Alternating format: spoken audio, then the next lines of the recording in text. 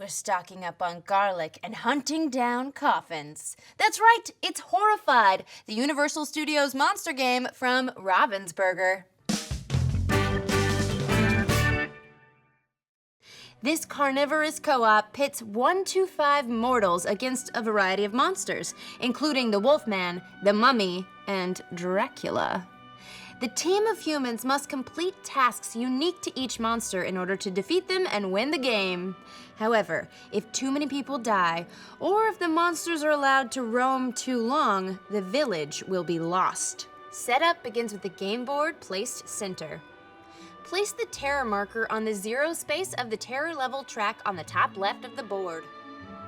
Create a supply of villagers, dice, and 2 separately shuffled decks, the monster deck and the perk deck. Next, choose the monsters to play against in the game. Horrified provides 6 adversaries and considers any 2 monsters to be a novice game, 3 monsters for standard, and 4 monsters for challenging. We're setting up for a novice game, and we've selected Dracula and the creature from the Black Lagoon. Place the monsters' mats in a row near the board, organized left to right by frenzy rating, located at the top left of each monster's stats. Follow the setup instructions on the monster mats to place the unique game pieces for each adversary. Place the frenzy marker on the mat with the lowest frenzy value.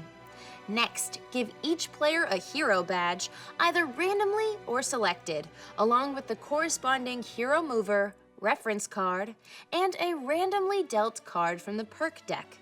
When you play a perk card, follow its instructions and place it in a discard pile next to the perk cards. Playing a perk card does not take an action.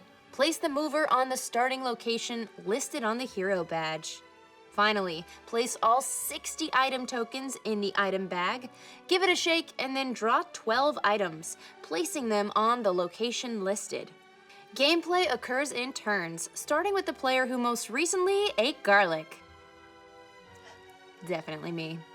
Each turn contains 2 phases, hero phase and monster phase. In the hero phase, the active player may take actions equal to the number on top of their hero badge. In the monster phase, the player draws 1 monster card from the deck and resolves the monster's actions. After both phases are complete, play passes clockwise to the next hero. Let's take a look at the hero phase actions. Move allows the hero to move along a lit path to an adjacent space. Additionally, if any villagers exist in the hero's space, they may bring them along for free. Guide allows the hero to move 1 villager from their space to 1 adjacent space, or vice versa, bringing 1 adjacent villager to them. Pickup allows the hero to take any number of items in their space and add them to their personal inventory. Share allows all heroes in the same space to trade any number of items freely. Advance is only available at certain locations depending on the monsters chosen for the game. By discarding an item token equal to the advance requirement listed on the monster mat, players can progress 1 step closer to defeating the monster. Item tokens have a strength value on top and a color denoting their type. Red for physical items, blue for intellectual, and yellow for spiritual. The specific type and strength value may be important depending upon the monster. Defeat is another action similar to advance, but is only available once the monster's tasks are complete, such as locating and smashing Dracula's coffins. Once achieved, the players may resolve the defeat action against the monster. And finally, special action allows a player to use their unique ability on their hero badge. During the hero phase, a player will move around, picking up items, herding villagers away from danger, and attempting to complete the advance objectives against the monsters. After their actions are complete, play moves to the monster phase. Draw a monster card and resolve its effects from top to bottom. First, draw a number of items from the item bag equal to the number listed up top. Place them in their starting locations. Next, resolve the event of the card. Each event in the game involves either one of the monsters or the villagers. Check the symbol in the middle and apply the effect if it's a villager or monster in your game. If the monster is not in your game, simply skip the event step of the card.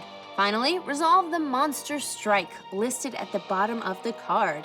From left to right, resolve the monsters based on their icons. If a frenzy symbol is listed, that's the monster with the frenzy marker on its mat. This can result in a monster activating twice.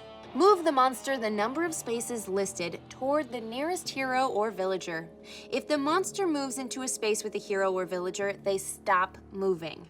If they started in a space with the person, they do not need to move. Next, the monster attacks one target in the space. Heroes take a hit before villagers do.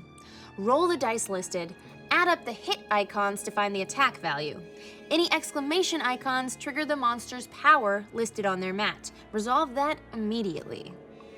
Heroes hit by a monster's attack may mitigate the damage by discarding one item for each hit symbol rolled. They may also choose to save their items and take the hits. If the hero takes at least one hit, they are defeated. Increase the terror level by 1 and remove that hero from the board. Don't worry, at the start of their next turn, we'll spawn them in the hospital. If a villager is attacked, because no hero was present, they take a hit and die since they have no items. Remove them from the board and raise the terror level by 1. Turns continue until one of 3 endgame conditions are met. If the terror level reaches the skull icon, the heroes and villagers are too horrified to continue. They abandon the village to the monsters and the players lose.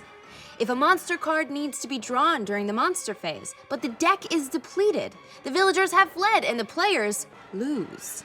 But if the players can fulfill the defeat actions on all their monsters, they've saved the village and win the game. And that's Horrified. I'm Becca Scott. And hot tip, Costco now sells holy water by the pallet, including sparkling holy water. You can watch me and my friends play this game and other amazing games on Game the Game, right here on Geek and Sundry. We'll see you there.